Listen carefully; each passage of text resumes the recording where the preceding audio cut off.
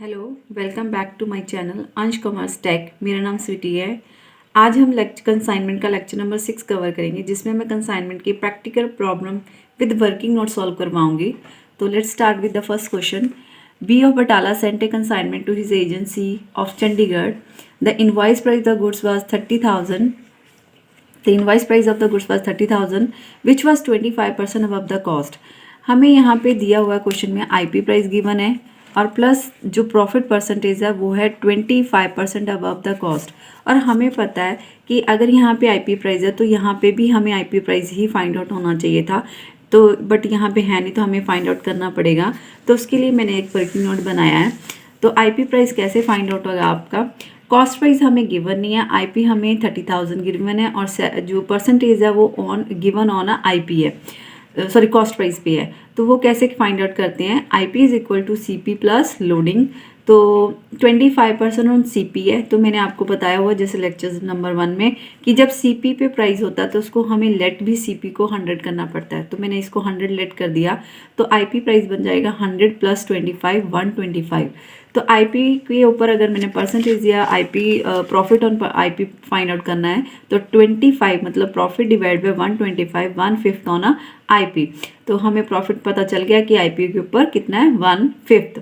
तो यहाँ पे गुड्स सेंट ऑन कंसाइनमेंट 30,000 क्योंकि आईपी पे गिवन है। जब ये आईपी पे गिवन होता है तो लोडिंग डालनी पड़ती है। तो by goods sent on consignment में 30,000 का, क्योंकि आईपी पे परसेंटेज अभी मैंने आपको फाइंड आउट करके बताई है कि 1/5 ऑन आईपी। तो मैंने ये आपको फर्स्ट वीडियो में भी कवर करा है कि आईपी जब गुड रिजर्व निकालनी है गुड सेंट के ऊपर तो IP into percentage on IP होना चाहिए। तो 30,000 आपका आईपी है, उसका 1/5 किया तो 6,000 आपकी लोडिंग आ गई।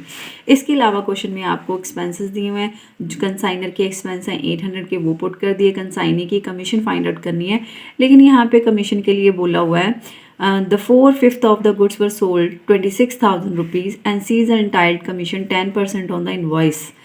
दो कमीशन मिलनी है। एक तो उसको इनवाइस प्राइस पे, जो मतलब उसने 3/4 जो गुड्स सोल्ड करी हैं उसका जो इनवाइस प्राइस है उसको 10% मिलना है। तो हम क्या करेंगे यहाँ पे कमीशन के लिए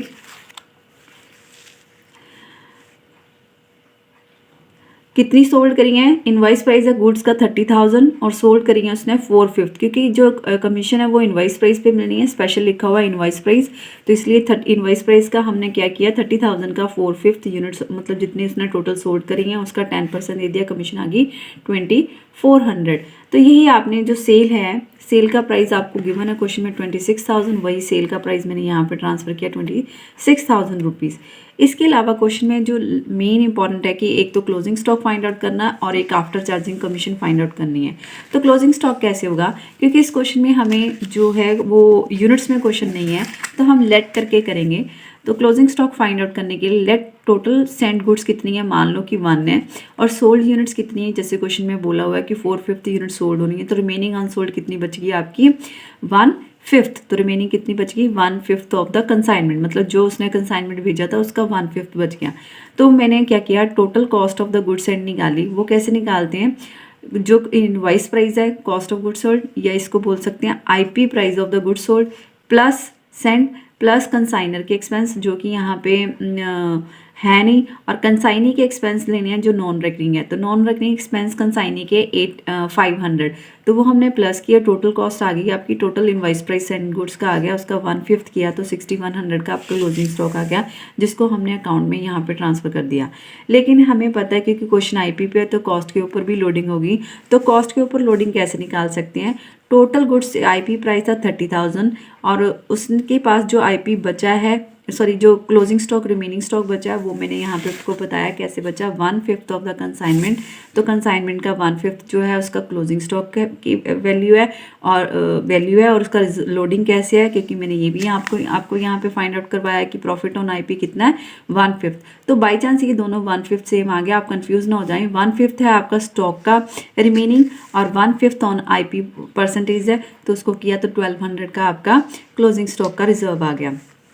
तो तो आपने यहाँ पे गुड्स एंड भी हो गई आपकी, कंसाइनर और कंसाइनी के एक्सपेंस हैं अगर वो भी डाल दिए, कमीशन भी डाल दिया, रिजर्व भी डाल दिया, सेल भी डाल दिया, अपने गुड्स एंड की वैल्यू भी डाल दी है और रिजर्व भी डाल दिया और क्लोजिंग स्टॉक की वैल्यू भी डाल दी है। टोटल किया तो आपकी बैलेंसिंग फिगर आ रही है यहाँ पे दोनों का टोटल करके 344। तो इसका जब मैंने इसमें से प्रॉफिट निकाला तो 3700 का प्रॉफिट आया। तो हमें जो यहाँ पे 1/4 of the final remaining profit जो बोला है, मतलब जो कमीशन देनी है वो फाइनल रिमेनिंग प्रॉफिट के ऊपर देनी है। इसका मतलब होता है आफ्टर चार्जिंग कमीशन। तो आफ्टर चार्जिंग कमीशन का फॉर्मूला आता है रेट अपॉन 100 प्लस रेट। तो आपका जो यहाँ पे 1/4 लिखा है तो देखा जाए तो 25% इज इक्वल टू 1/4 होता है। तो इस वजह से रेट हुआ 25 on 125 1/5 on the final profit. तो आपका 3700 आया, उसका 1/5 किया तो 740 की कमीशन आई। देन अगेन हमने इसमें से माइनस कर दिया तो हमारा जो प्रॉफिट है कंसाइनमेंट का 2960, ये आपका आंसर आ गया। तो एक बार रिपीट कर लेते हैं, कंसाइनमेंट को दोबारा से आप चेक कर लो कि क्या क्या आइटम पड़ती हैं। गुड्स एंड डाला, रिजर्व डाले हैं, क्लोजिंग स्टॉक डाला, उसका रिजर्व डाला, कंसाइनर कंसाइनी के एक्सपेंस, कमीशन, सेल एंड आपका यहाँ पे एक एक्स्ट्रा प्रॉफिट आया, final profit after charging commission है। तो सॉरी प्रॉफिट नहीं, कमीशन है, आफ्टर चार्जिंग कमीशन वो आपने चार्ज कर दी। देन ये आपका उसके बाद आंसर आ गया। तो नेक्स्ट क्वेश्चन है, आर कंसाइन 10,000 kg ऑफ घी 20 पर kg। क्वेश्चन कॉस्ट प्राइस पे है। बस इस क्वेश्चन में 2 पॉइंट है कि यहाँ पे 100 kg घी जो है वो लॉस ड्यू टू लीकेज है, मतलब ये नॉर्मल लॉस है और इन ट्रांजिट है, और 400 kg ghee destroy in transit है और ये भी आपका नॉर्मल लॉस है, सॉरी ये आपका एबनॉर्मल लॉस है क्योंकि ये डिस्ट्रॉय हुआ है, वो लीकेज के थ्रू डिस्ट्रॉय हुआ है। तो स्पेशल लिखा हुआ है ये नॉर्मल है तो ये एबनॉर्मल है, और दोनों के दोनों जो लॉस है वो इन ट्रांजिट है। तो उसके बाद कंसाइनर के एक्सपेंस है 5 पर kg, मतलब 50,000 के कंसाइनर के एक्सपेंस हो जाएंगे। और डी ने सोल्ड करी है 7500 यूनिट्स और उसने एडवर्टाइजमेंट और रेकरिंग एक्सपेंस हैं उसके सारे, नॉन रेकरिंग कोई नहीं है।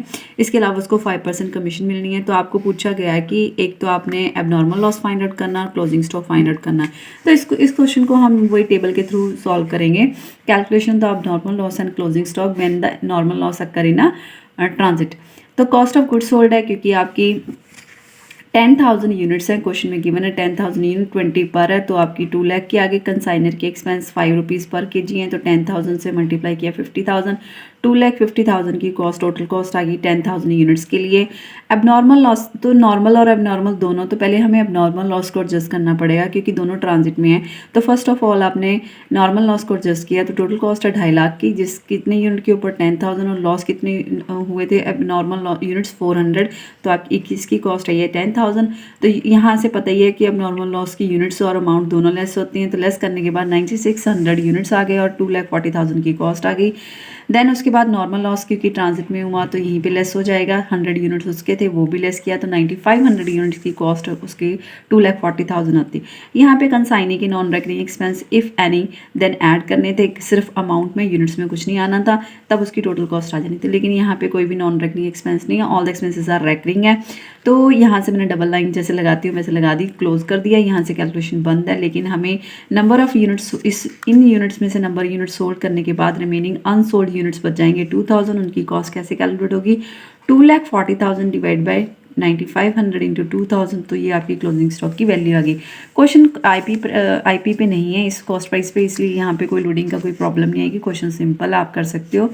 उसके बाद तो यहाँ पे एबनॉर्मल लॉस की आंसर में 1500 बताया एबनॉर्मल लॉस, तो वो कैसे आया, क्योंकि यहाँ पे एबनॉर्मल लॉस कैलकुलेट हुआ 10,000, लेकिन 8500 का यहाँ इंश्योरेंस क्लेम रिसीव हो रहा है जिसको हमने लेस कर दिया, तो आपकी एबनॉर्मल लॉस की कॉस्ट आ गई 1500। 10,000 माइनस इंश्योरेंस क्लेम 8500, देन आपकी एबनॉर्मल कॉस्ट आ गई 1500।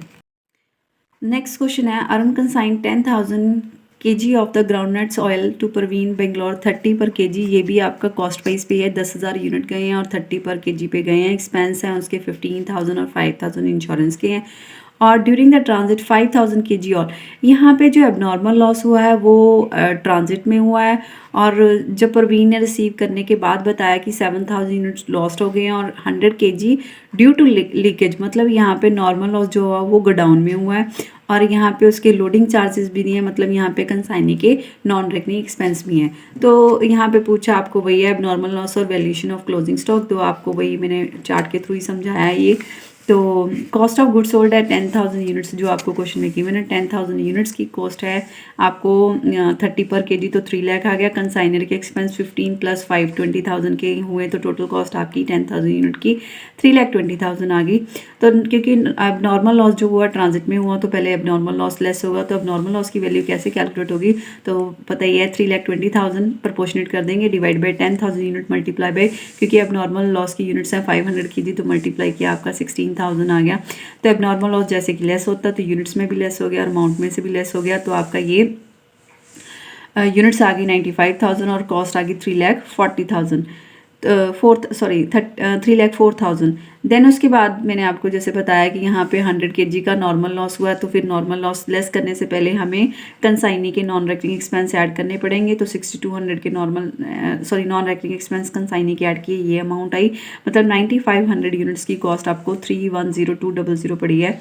उसके बाद आपने यहाँ पे नॉर्मल यूनिट्स जो भी लॉस्ट हुए हैं सिर्फ यूनिट में से लेस करनी है, अमाउंट में से कुछ भी लेस नहीं होगा। तो आपकी 9,400 यूनिट्स की कॉस्ट भी 3,10200 आई। तो यहाँ से जो मैंने डबल लाइन ली है कैलकुलेशन ख़त्म हो जाएगी अमाउंट की। उसमें से हम जो 9,400 यूनिट्स हैं उसमें से हम number of sold units minus करेंगे, तो हमें अनसोल्ड यूनिट्स पता चल जाएंगे जो कि 2,400 है। तो 2,400 जो आपके क्लोजिंग स्टॉक में बची उसकी वैल्यूएशन कैसे होगी, प्रोपोर्शनेट कर देंगे 3,10200 डिवाइड बाई टोटल यूनिट्स उसके पास नेट बची हैं 9,400 multiply by 2,400, this is your closing stock value.